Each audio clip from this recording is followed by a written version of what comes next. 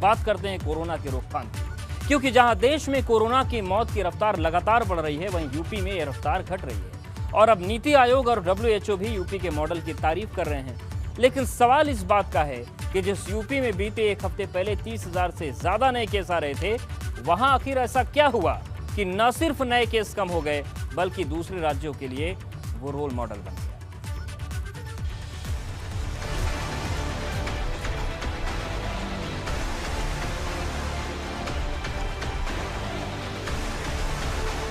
भारत अब भी कोरोना महामारी की दूसरी लहर से जूझ रहा है।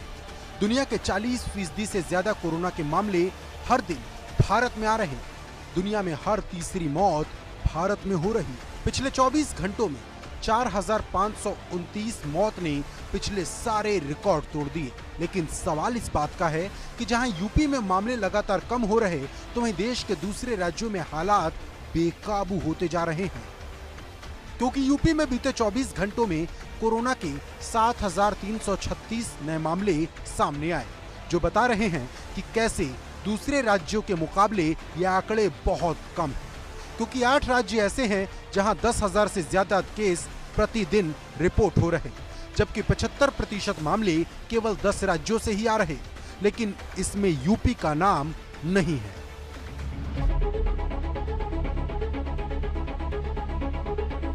दरअसल उत्तर प्रदेश में महामारी की दूसरी लहर का कहर अब कम होने लगा है।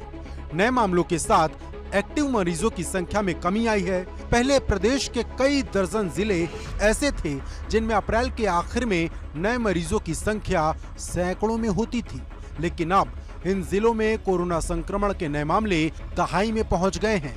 प्रदेश में कोरोना मरीजों की संख्या में गिरावट के लिए योगी सरकार के उठाए गए सख्त और अहम कदमों को माना जा रहा। यही वजह है कि कोरोना संकट के बीच यूपी सरकार के उठाए गए कदमों की WHO और नीति आयोग ने भी सराहना की, क्योंकि एक वक्त ऐसा था जब महाराष्ट्र के बाद सबसे ज्यादा केस यूपी से आ रहे थे। लेकिन मौजूदा स्थिति एकदम उलट है। पिछले करीब 1 महीने से आंशिक कोरोना कर्फ्यू है। सरकार ने स्वास्थ्य सुविधाओं पर ध्यान दिया है। मरीजों को सही समय पर इलाज देने का दावा है।